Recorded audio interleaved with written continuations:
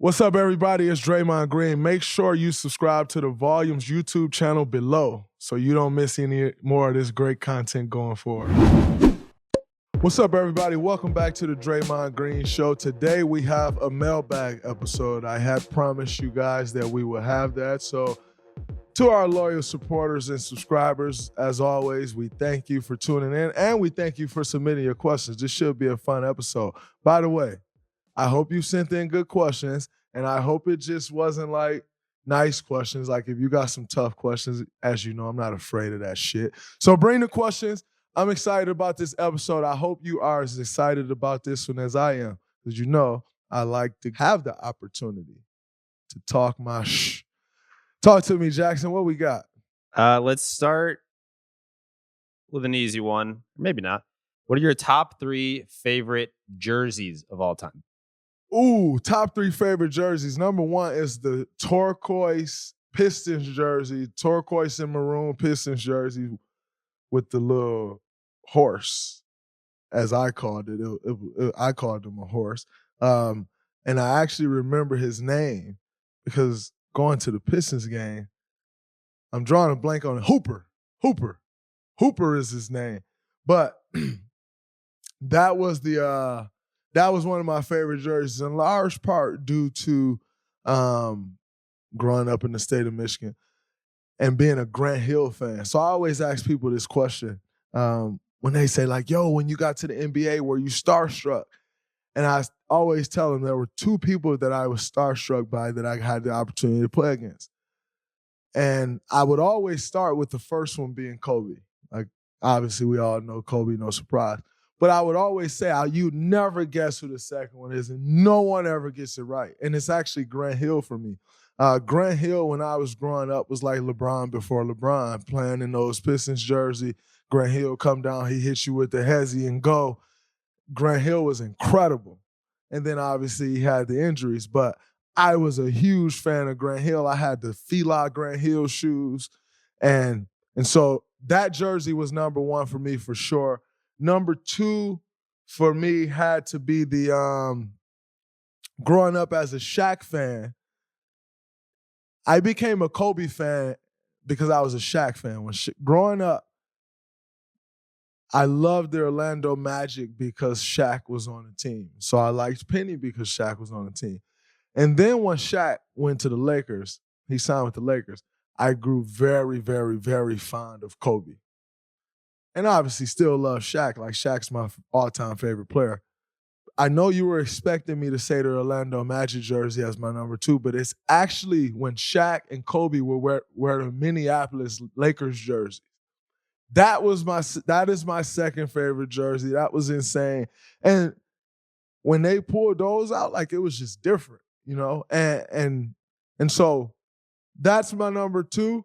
And then my number 3 is the Michigan State jersey. I know you was expecting an NBA jersey. Nope, Spartan Dogs.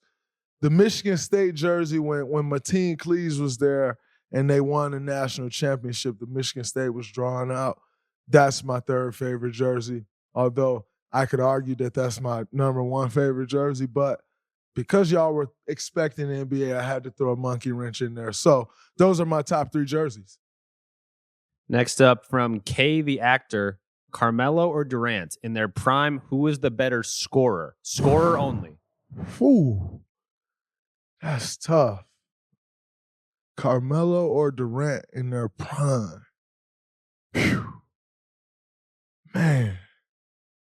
Hennessy celebrates those who never stop, never settle, and their never-ending pursuit of greatness. Maurice Ashley lives his passion. An inspiring story of intellect and brilliance, his ability to push the potential of his own mind to new levels of greatness is universally inspiring. In the world of the mind, there are no limits. Hennessy, never stop, never settle. If you want to learn more about Maurice Ashley, visit www.hennessy.com. 21 plus. Please drink responsibly. I feel like that's a pick'em. You know how you go in sports betting and they had a pick'em. Like, that's a pick'em. I guess I got to make the tough decision, or it's unfair, huh? That's kind of the game we're playing, yeah. Wow. Wow. That's crazy. That's a great question. That's a pick 'em for sure. Wow. I've won with both of those guys. So I was gonna say I gotta pick KD but like I won gold medal with Melo. Golly, that's crazy.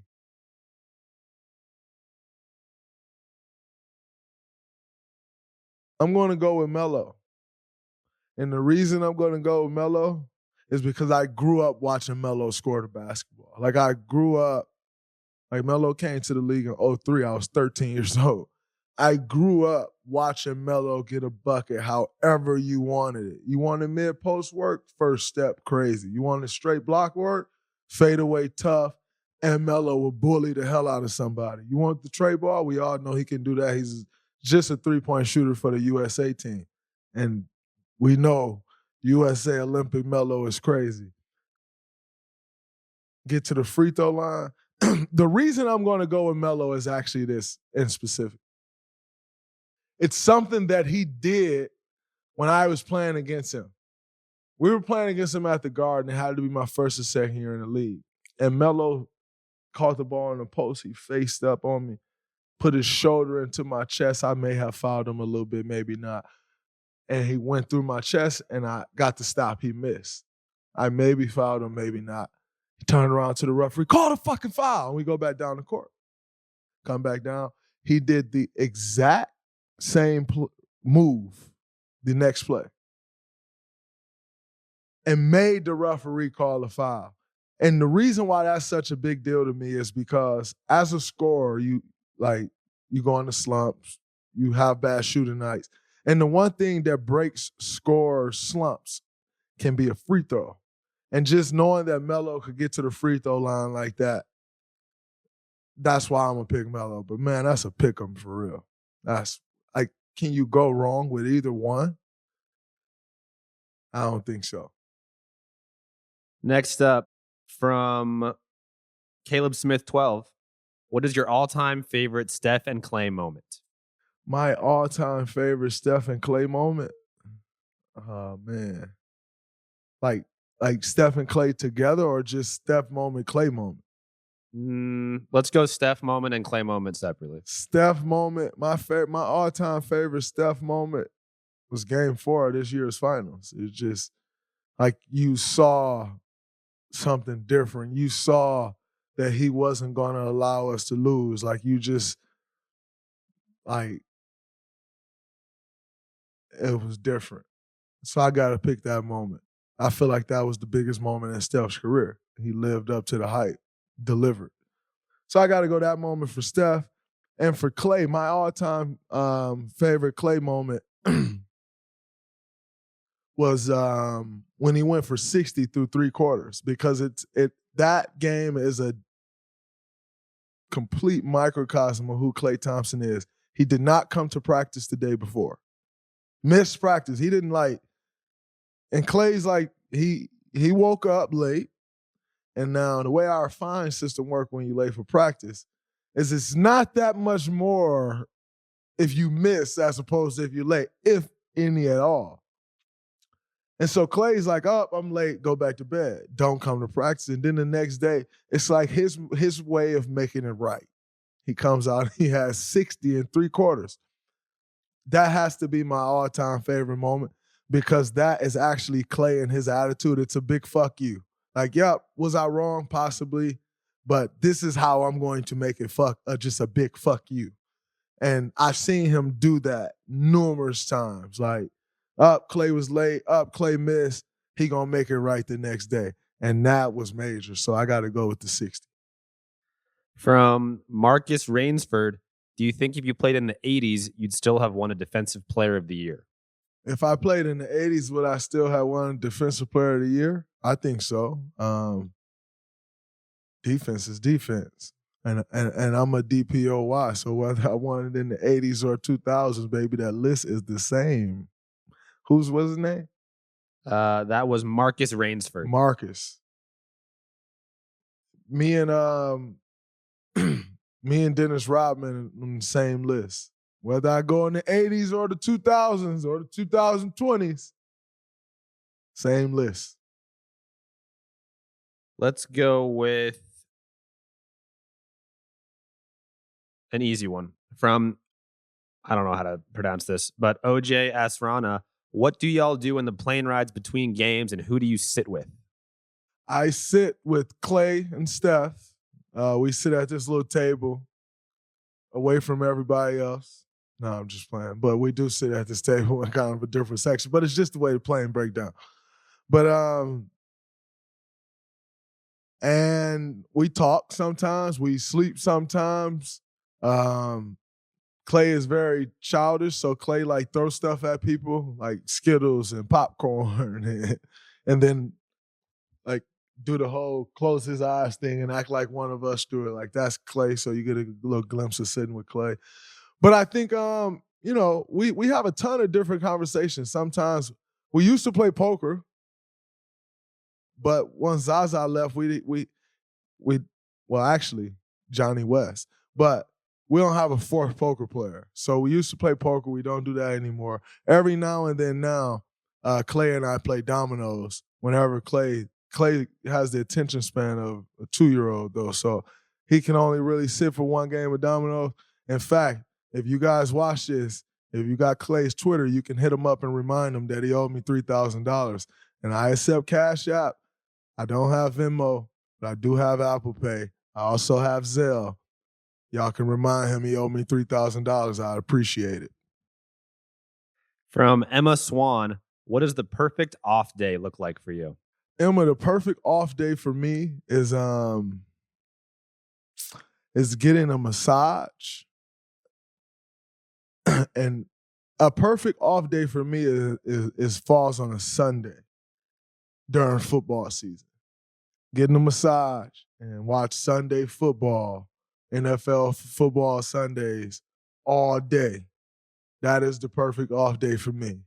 It doesn't get much better than NFL Sundays. The best. So that's my perfect off day. From Mark, since 1986, which active player other than yourself would you like to see launch a new media career? Mark, which active player would I like to see launch a new media career? Well, number one, you got to live up to the new media standards. And just because you're a player don't mean you live up to those standards. And I think that's a common misconception. So I'm going to keep reminding y'all, just because you're a basketball player does not mean you're a part of the new media. It's not how this thing works. It's the way you go about your business. It's the way you talk about this sport. Can you analyze this sport? Is someone learning the sport when they're listening to you? Are you willing to pay respect when respect is due? Are you willing to admit you're wrong when you're wrong? Or do you hide from being wrong? Those are just a few characteristics of the new media. What you should know is just because you play sports, and we've seen it, just because you play basketball, we've seen it, does not mean you're a part of this new media. So now in saying that, the one guy I would like to see come on board and be a part of the new media, and that's an NBA player, correct? Yeah, I'd say an NBA player. An NBA player that I would love to see just embrace it and be a part of the new media is Anthony Edwards. Because he has irrational confidence. He says whatever the hell comes to his mind, which I can appreciate. He's funny, charismatic, and did you see hustle? Like, he got it. He just got it. Like, some people just got it. Like, he got it. So, Anthony Edwards. That's a good one. From Ambitious Youngin, what younger player reminds you of you the most? The younger player that reminds me of me the most? That's interesting.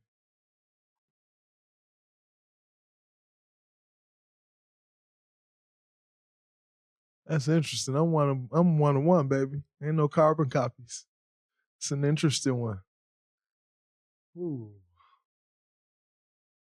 The one player that reminds me the most of me as a young guy, I'm gonna have to go with that is a good one.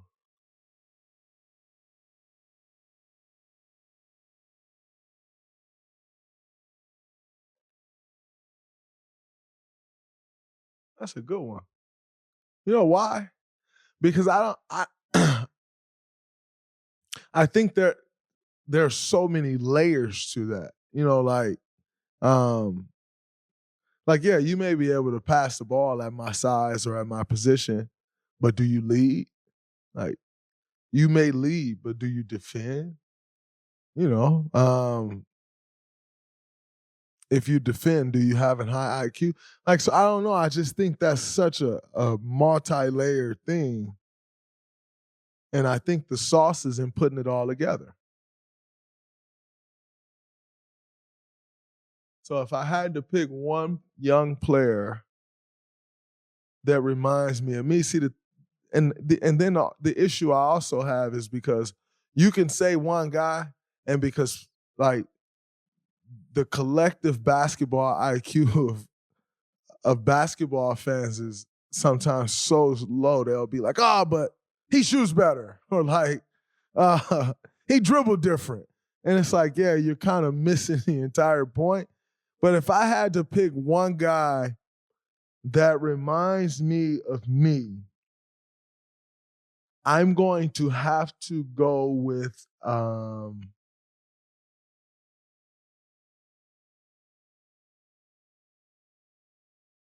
in a much different way, Ja Morant. I ain't bowing down to none of y'all. I don't care what you've accomplished before I got here. That has absolutely nothing to do with me. I believe in myself and my abilities. I'm going to show you that. I'm going to lead. I'm going to talk to you and let you know about it while I'm doing it. I'm going to carry others with me. And most importantly, I'm going to do it my way. And and all of those things that I just named, I see Ja Morant do. Now, does that mean Ja Morant and me are the same player? We're nowhere near the same player. But that's who reminds me of a lot of me. Let's do from 757 Demand, who's a non-superstar that you sometimes have trouble guarding. Non-superstar that I have trouble guarding my whole career is Taj Gibson. I feel like everyone in their career has one guy that is a damn good basketball player, but to the world, you just think like, oh man, like he does X, Y, and Z or X or whatever. Or in your mind, you may not think like, oh man, he's the superstar. And I think for me, that person has always been Taj Gibson. I played Taj Gibson in college. I was a freshman, and it was his last year of school. I'm not sure which year of college he was, but I know it was his last year of school. And then he went to the NBA draft. And our starting center, Goran Sutan, got in foul trouble. And so I came off the bench and I had to guard Taj, and I was locking that shit up. And now Taj, I don't know if y'all remember Taj at USC, but Taj at USC was serious. By the way, Taj still playing. He's had an incredible NBA career, but Taj at USC was different. And I went in, chubby, pudgy freshman, and I was locking it up. And I felt like, and that game was, you might have heard it with DeMar. That game was DeMar and Taj played together, for those of y'all that don't remember. That was their last college game. And I kind of made it a little tough on Taj. I was fronting, I was doing the whole thing, mixing the coverages up and everything. And I think Taj remembered that, because every chance he got to play against me after that, he would destroy me. I remember my second year, and I'm never asking for no switch. I ain't asking for no double team. You're just going to have to destroy me.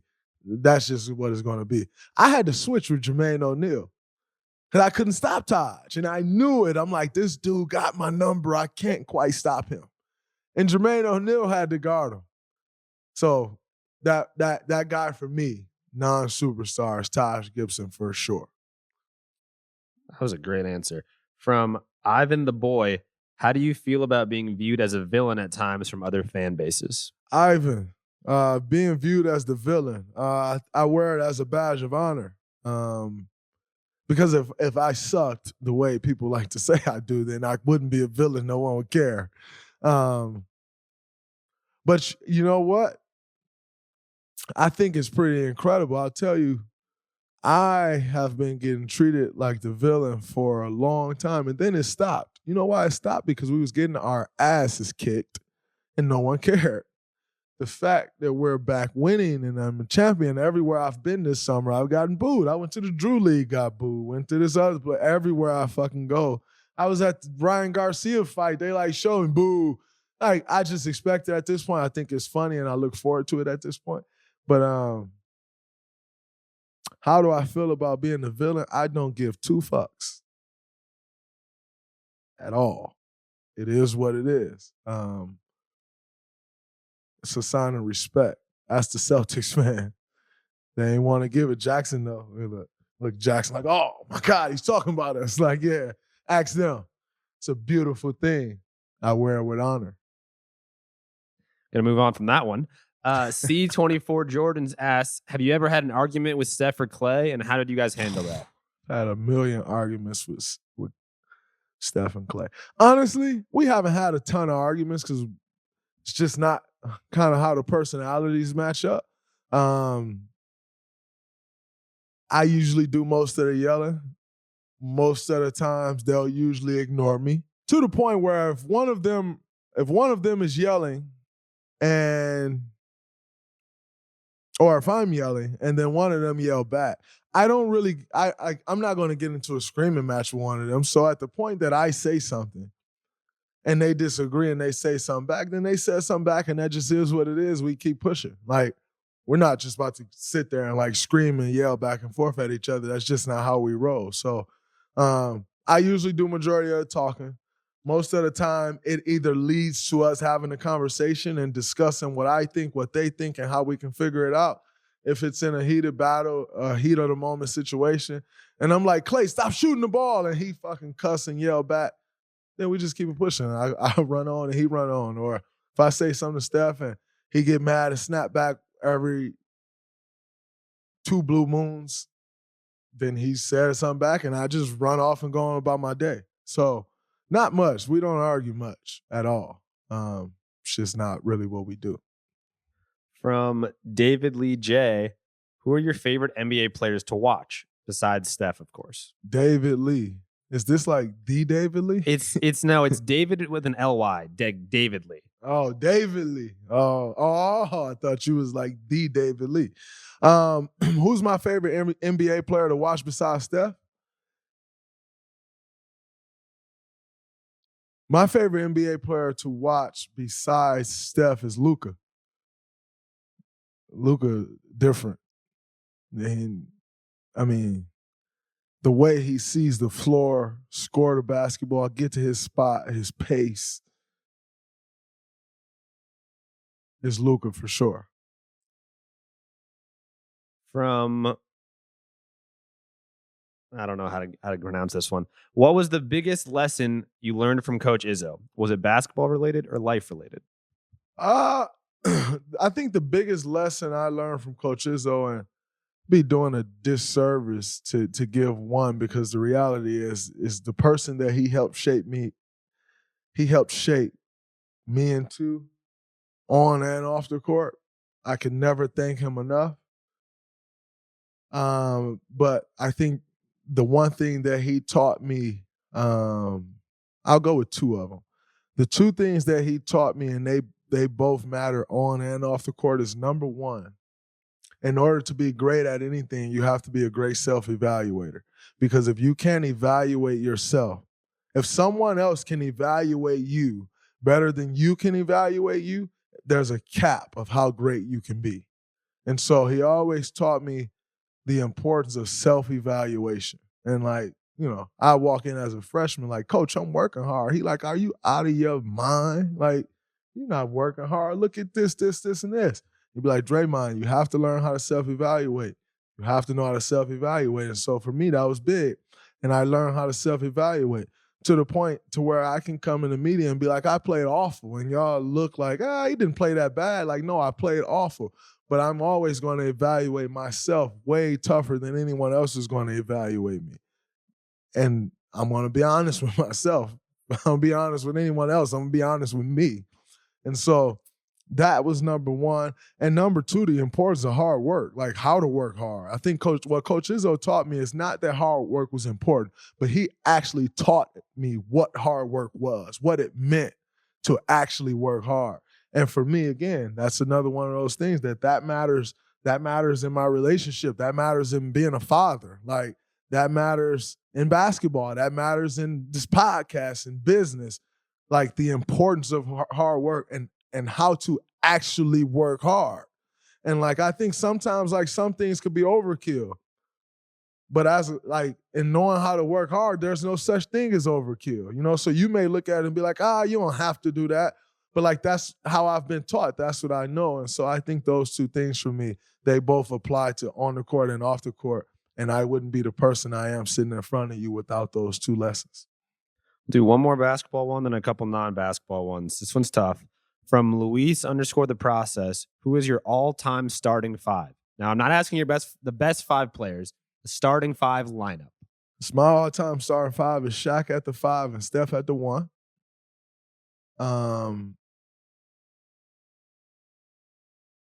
LeBron James at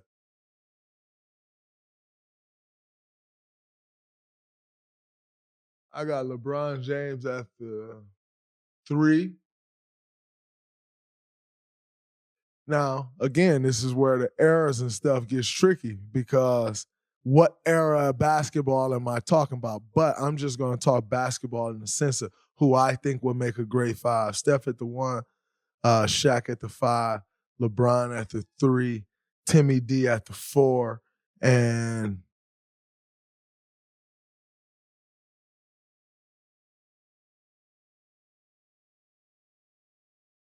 did you think I was going to go anyone other than MJ at the 2? You got to be out of your mind. Although, I must say, Kobe was very close second. Very close second for me in my starting 5. You took your sweet time giving Michael Jordan the last spot. It's the 2 spot. You say the best for last, right? That's what they say. That's what they say. All right, couple more. Let's go. Who is your favorite Bay Area rapper, dead or alive? My favorite Bay Area rapper, 40. 40 Wilder, of course. No doubt. 40 the legend. Last one, top 5 favorite TV series of all time. Whoa, top 5 favorite TV series of all time. Martin. Of course, Martin. I think that's the greatest show ever. I'm not a big TV guy, so like, you know, like people be like, Sopranos, like I've never seen it. Go crazy. You never seen Sopranos? Nope, I can't. It's tough for me sitting and watching TV show. Martin. Power. No particular order. Power was incredible. 50 Cent is amazing. I saw 50 Cent perform at Drace the other day, and by the way, I'm going to be 100% honest with you. I just didn't think it was going to be good. Why? I don't know. Like, you start to see, like rapping isn't 50's number one thing anymore. It hasn't been for 15 years or 10 years or whatever. Like, it's not his number one thing. So when you speak of keeping the main thing, like that was once 50's main thing. It's probably not even his third most important thing, main thing today. And so in thinking of that, I'm like, 50 he don't really rap anymore. Like 50's destroying our TV screens. Like, so I'm like, this probably won't be that good. It's one of the best shows I've seen in my life. Like it was at Drace, like it's a club. But it was just amazing how like 50 could like how he could captivate the crowd and just like get the crowd moving and like the lineups of the songs. Like it was incredible. And what he's doing in TV, it's like unheard of. Like when you look at the things that he's doing in TV and like the jobs that he's creating, like all this, like it's amazing what 50 Cent is doing. And so power for sure.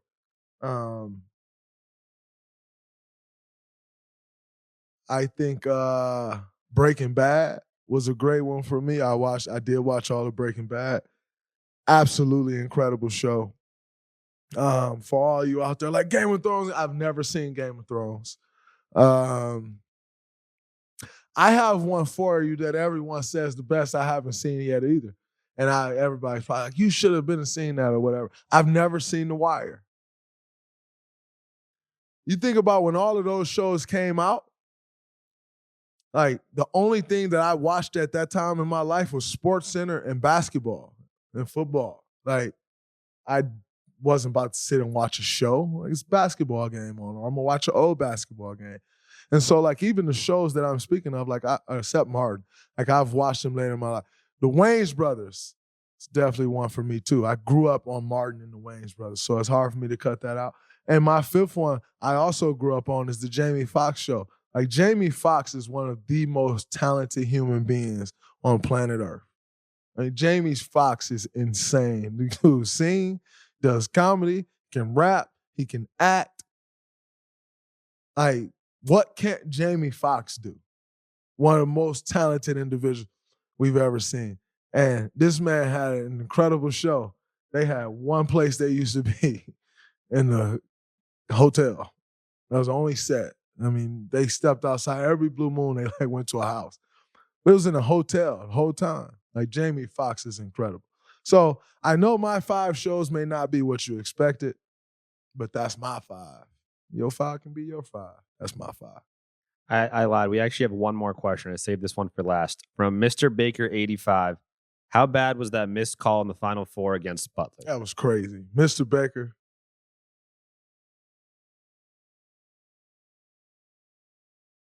I still can't believe they missed that call. I mean, that was a clear-cut foul if I've ever seen one in my life. Cost me a national championship. However, I was like 2 for 7 from the free throw line that game. So it's no game. But I would have hit one of the two. Like money time, I was hitting one of the two to at least tie the game up, and now they got to throw a heave. That was ridiculous. Unbelievable. I still can't believe they missed that call. No one's held accountable. That's crazy. Like, I should really be sitting here, a high school champion, a college national champion, an NBA champion, and a gold medalist. And some terrible-ass referee robbed me of that opportunity. Thanks a lot. I appreciate you. But you saved a lot of people having to hear what I just named, because that should be me. But that's it. That's a wrap on this episode from the Mailbag. Hope everybody enjoyed it. Until next time, peace.